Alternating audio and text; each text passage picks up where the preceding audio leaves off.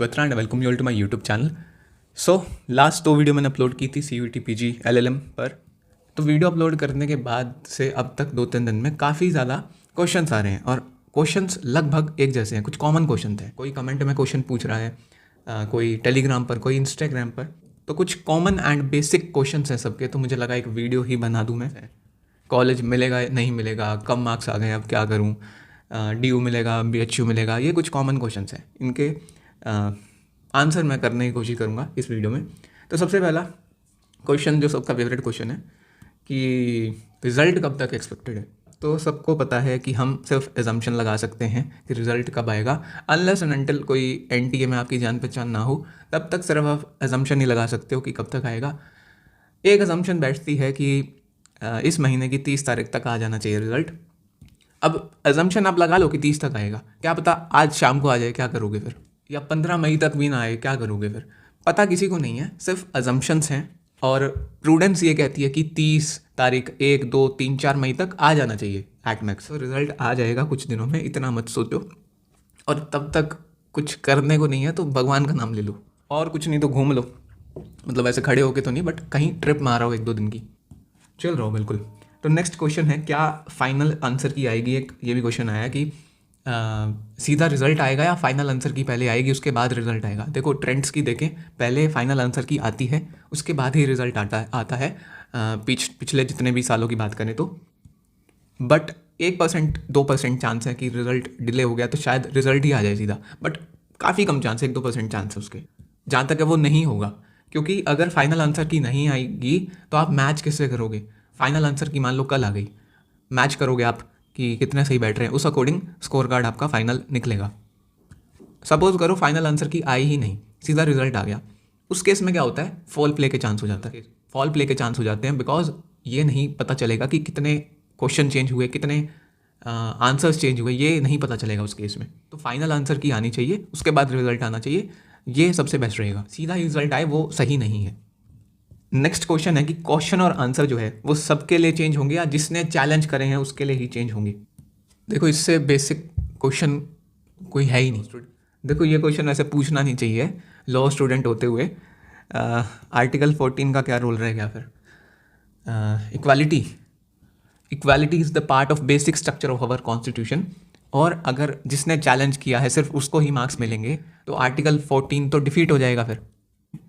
ये हर एक एग्ज़ाम में होगा, जितने भी तुम एग्ज़ाम दोगे लाइफ में आगे जाके, जुडिशरी का दोगे, APO का दोगे, कोई भी एग्ज़ाम दोगे, जो क्वेश्चन या आंसर चेंज होता है वो सबके लिए होता है। ऐसा नहीं जो चैलेंज करेगा सिर्फ उसी के लिए होता है।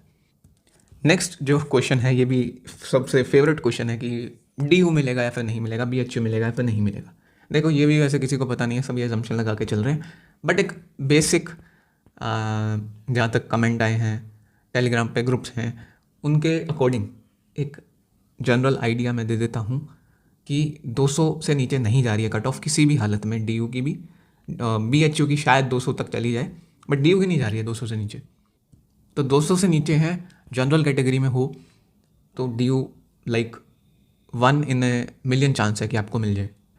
कोई वेकेंट सीट वगैरह हो, किस्मत अच्छी हो, काउंसलिंग पर कोई पोचा ना हो, तब मिल सकती है। वैसे मैं कहूँगा चांस नहीं है 200 से नीचे मिलने का। हाँ 200 से ऊपर भी 210 के आसपास ही लग रही है कट ऑफ DU की। और जनरल कैटेगरी की बात कर रहा हूँ, और यहीं पर OBC में आप 20 से 25 नंबर कम मान के चलो। हाँ, और BHU की 10 नंबर 5 नंबर जो भी है 10 नंबर कम मान के चलो DU से।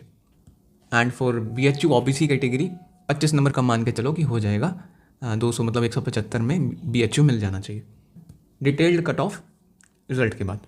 नेक्स्ट एक क्वेश्चन है, what if I get fewer marks, कि मेरे मार्क्स ही कम आ रहे हैं।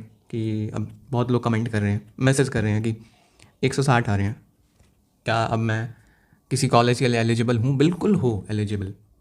बहुत सारी यूनिवर्सिटीज़ हैं, देखो लाइमलाइट में DU या BHU रहती है, BBAU रहती है, एक साउथ बिहार की सेंट्रल यूनिवर्सिटी है वो रहती है, ये 4-5 यूनिवर्सिटी है, ये लाइमलाइट में रहती है, इनके बारे में सबको पता है। बट CUET PG के अंडर काफ़ी कॉलेजेस हैं जो LLM ऑफ़र करते हैं। आई गेस मैंने एग्जैक्ट लिस्ट नहीं देखी है, बट 20 से 25 कॉलेजेस हैं जो CUET PG के थ्रू अपना एडमिशन लेते हैं। इसमें सेंट्रल यूनिवर्सिटी ऑफ हरियाणा आ गई, सेंट्रल यूनिवर्सिटी ऑफ पंजाब आ गई, और सिक्किम यूनिवर्सिटी आ गई, एमिटी यूनिवर्सिटी भी आई गेस CUET से ही लेती है एडमिशन। टेस्ट हो गया मुंबई में Tata institute of social science. ये कुछ यूनिवर्सिटीज़ हैं, इसमें जो कट ऑफ जाएगी ये इतनी नहीं जाने वाली, 160 170 से कम ही जाएगी। तो ये मत सोचो कि 150 आए हैं 160 आए हैं तो कोई कॉलेज ही नहीं मिलेगा, लाइफ ही। मेरा तो इतना लाइफ खराब हो गया है, इतना लाइफ खराब हो गया है मेरा। ऐसे मत सोचो, बहुत ऑप्शंस हैं। 140 150 जनरल की बात कर रहा हूँ, तब वहाँ तक भी यूनिवर्सिटीज़ मिल जाती हैं।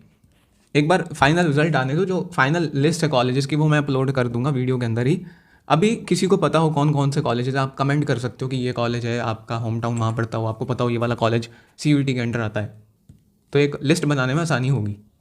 लास्ट एक क्वेश्चन है कि फेवरेट कॉलेज नहीं मिलेगा, क्या करूँ? लाइफ ख़राब हो गया वाला सिचुएशन आ गया है, DU नहीं मिल रहा है, BHU नहीं मिल रहा है, मैंने काफ़ी कोशिश की बट नहीं मिलेगा, क्या करूँ अब? तो भी ऑनेस्ट इसका कोई सोल्यूशन नहीं है। अब आपके 170 आ रहे हैं, 180 आ रहे हैं and you fall in general. अब आप कह रहे हो कि DU चाहिए, अब नहीं मिल रहा है तो क्या करूँ? ठीक है, 170 180 आ रहे हैं, BHU चाहिए जनरल की लिस्ट में, नहीं मिल रहा है, क्या करूँ? एंड यही सोच के रखा था कि कॉलेज ही यही चाहिए, नहीं तो चाहिए ही नहीं, अब क्या करूँ? सबसे बेस्ट ऑप्शन है ड्रॉप ले लो 1 साल। कोई बड़ी बात नहीं है, बहुत लोगों को जानता हूँ मैं जिन्होंने 1 साल बीच में गैप लेके फिर LLM करी है, कोई ऐसा कोई बड़ा इशू नहीं है। इस 1 साल में और ऑप्शन एक्सप्लोर कर सकते हो, तैयारी की साइड जा सकते हो, जुडिशरी APO वगैरह, जॉब वगैरह कर सकते हो। जॉब वगैरह कर ली तो LLM का शायद मन ना करे, वो तुम्हारे पर डिपेंड करता है कैसे आपकी मेंटालिटी है। कोर्ट में आप प्रैक्टिस कर सकते हो, सबसे बेस्ट ऑप्शन है, किसी के अंडर एक्सपीरियंस हो जाएगा। और साथ ही साथ उस 1 साल तैयारी करते रहना कि मुझे अपना फेवरेट कॉलेज चाहिए, DU या BHU जो भी आपको चाहिए। 1 साल का गैप कोई बड़ी बात नहीं होती है। लास्ट एक और क्वेश्चन है, मैंने यहाँ लिखा नहीं है कि जब रिज़ल्ट आने के बाद क्या होगा। देखो रिज़ल्ट आने के बाद ना क्या होगा, मई में क्या होगा, अलग अलग यूनिवर्सिटीज़ के फॉर्म्स आउट होंगे, जितने आपको फॉर्म फिल करने पड़ेंगे। फॉर एग्जांपल किसी के 210 नंबर आ गए, आपके 210 नंबर आ गए, 205 आ गए, और आप DU के लिए अप्लाई करना चाहते हो, फिर आप DU के लिए अलग फॉर्म फिल करोगे, उसकी फ़ीस अलग होगी। ठीक है, BHU के लिए अलग फॉर्म फिल करोगे और किसी यूनिवर्सिटी के लिए अलग फॉर्म फिल करोगे, फिर उस यूनिवर्सिटी की मेरिट लिस्ट में आपका नाम आएगा, फिर आपका वहाँ पर एडमिशन होगा। और फॉर्म जो फिल किए जाते हैं डिलीजेंटली किए जाते हैं कि अब मान लो आपके 170 हैं, फिर आप DU के लिए क्यों अप्लाई करोगे? आपको पता है मिलना ही नहीं है, फिर अप्लाई करने का फ़ायदा नहीं होता। हाँ, एक चीज़ होती है, वेकेंट सीट का ऑप्शन होता है। यूनिवर्सिटीज़ ओपन एडमिशन ऑफर करती हैं कि जिसने भी CUET PG का एग्ज़ाम दिया है, जो first come first serve basis पे होता है कि जो भी इस डेट को आ जाएगा यूनिवर्सिटी में अपने डॉक्यूमेंट्स लेकर, उसको एडमिशन मिल जाएगा। उस केस में चांस रहता है कि 170 180 में टॉप कॉलेज मिल जाए, वैसे चांस नहीं है। और वेकेंट सीट का ऑप्शन तब अवेलेबल होता है जब मान लो किसी ने एडमिशन लिया पर वो अपना एडमिशन कैंसिल करवा ले, उस केस में वेकेंट सीट का ऑप्शन अवेलेबल होता है। किस्मत वाली बात होती है, मिले ना मिले। तो ये प्रोसेस रहेगा। कुछ कॉमन क्वेश्चंस थे ये 6-7 जो मैंने इस वीडियो में आंसर करे हैं। कुछ और फिर भी कोई क्वेश्चन है नीचे कमेंट में आप टाइप कर सकते हो, आपस में डिस्कस कर लो। ठीक है, और वीडियोस देखना बंद करो इसके बाद कि रिज़ल्ट कब आएगा, आ जाएगा।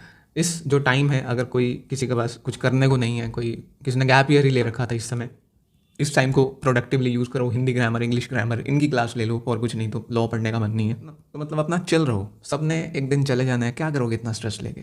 सो यही था इस वीडियो में। वीडियो की किसी को ज़रूरत हो तो उसको सेंड कर दो, और अच्छी लगी तो लाइक कीजिए। कोई और डाउट रहता है नीचे कमेंट कर सकते हो, और मिलते हैं नेक्स्ट वीडियो में रिज़ल्ट के बाद। So that was it for today. Have a nice day.